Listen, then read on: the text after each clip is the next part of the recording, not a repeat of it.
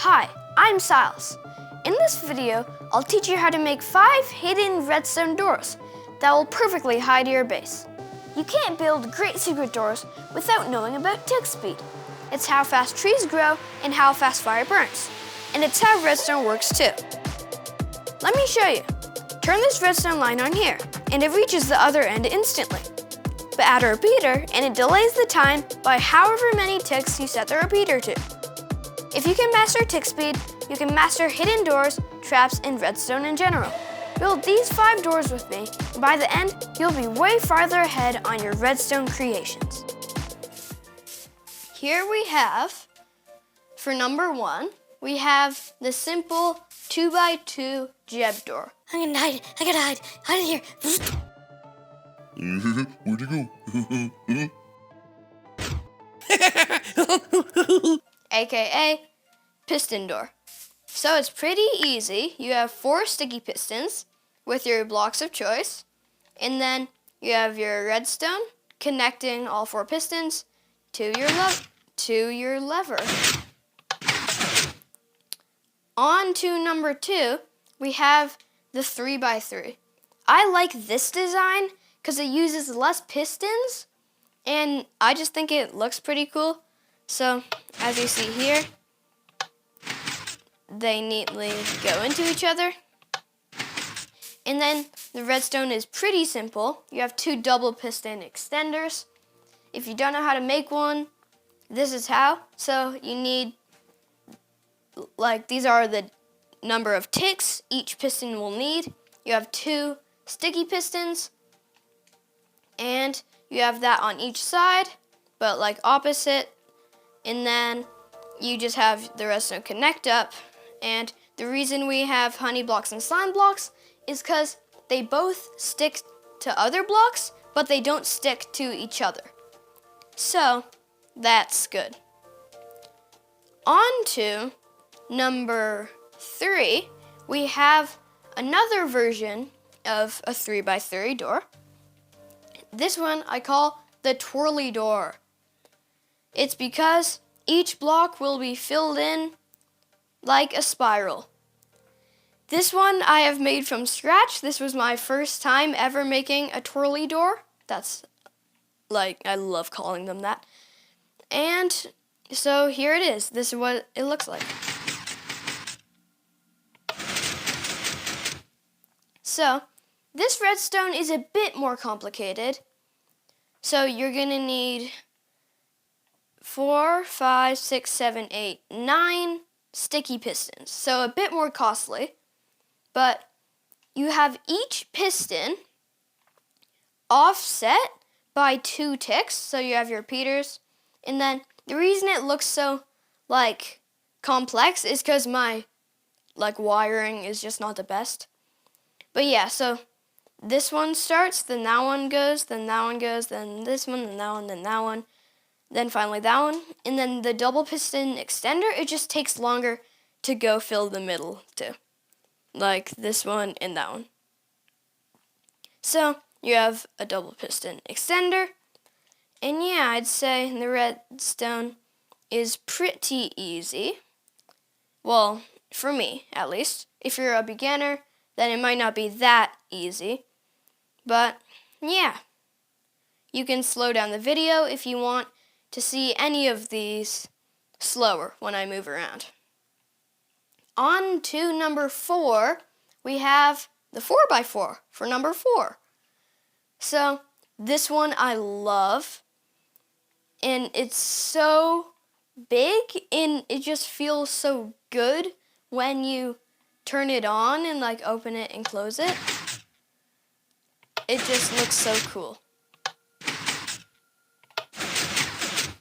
So this has 4 double piston extenders just stacked on top of each other in a checkered pattern, slime and honey block pattern.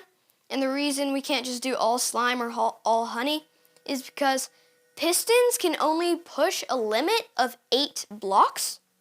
Well, if they're including honey blocks or slime blocks. So that's what we gotta watch out for. Each piston is pushing 8 blocks. So you have your double piston extenders. There's no other fancy stuff. It's just the wiring, and that's it. I'd say it's easier than the 3x3. Now we have the awesome, personal, maybe favorite redstone trapdoor. These things are awesome. The glass represents where the oak wood or like the blocks would be, but it's just so you can see through. So basically how a redstone trapdoor works is these 4 pistons push that piston to then push it to match the surface of the wall. So it'll be perfectly flat. For a normal piston door, it'll just be like that. But with a redstone trapdoor, it goes all the way out. It's pretty simple, but all you need to know is that the ones that power these pistons have to be activated first. So they have to be the first ones on. So you have to delay these pistons by 2, 3, or 4 ticks.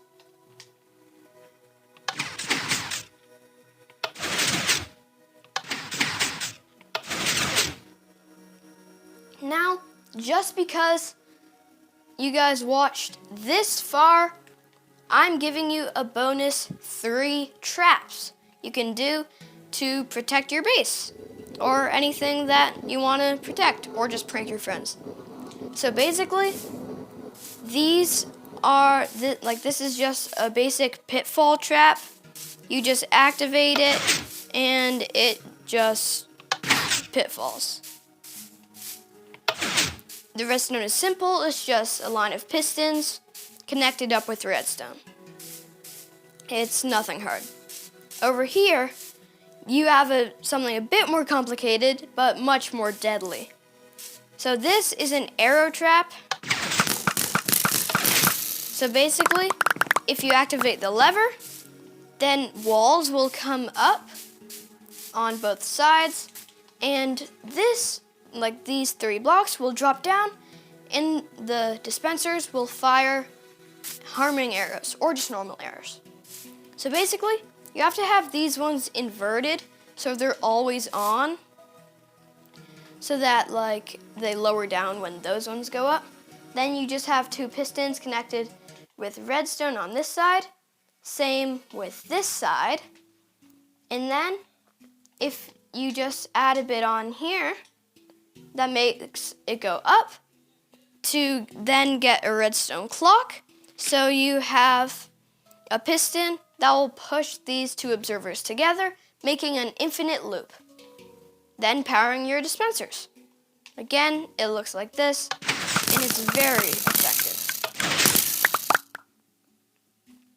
Over here, the last trap, and most deadly, I'd find, is the splash potion trap.